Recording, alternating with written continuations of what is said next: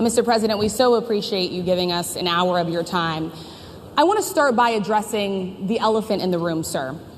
A lot of people did not think it was appropriate for you to be here today. You have pushed false claims about some of your rivals, from Nikki Haley to former President Barack Obama, saying that they were not born in the United States, which is not true. You have told 4 congresswomen of color who were American citizens to go back to where they came from. So my question, sir, now that you are asking black supporters to vote for you, why should black voters trust you? Well, first of all, I don't think I've ever been asked a question in such a horrible manner. First question. You don't even say, hello, how are you? Are you with ABC? Because I think they're a fake news network, a terrible network. And I think it's disgraceful that I came here in good spirit.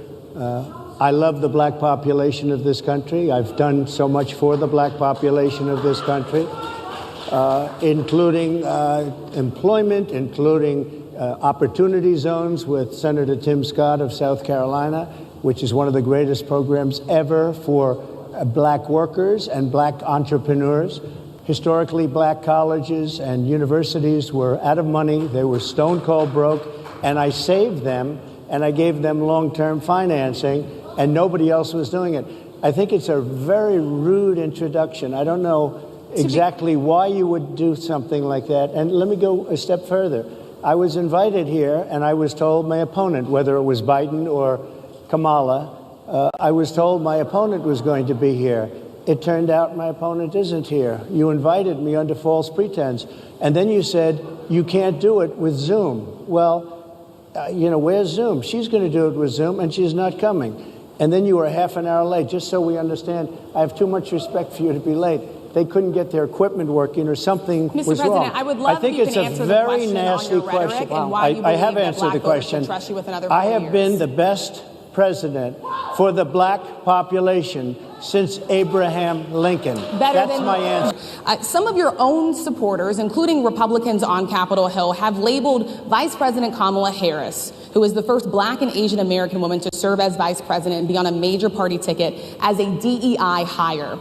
Is that acceptable language to you? How do you define DEI? Go ahead.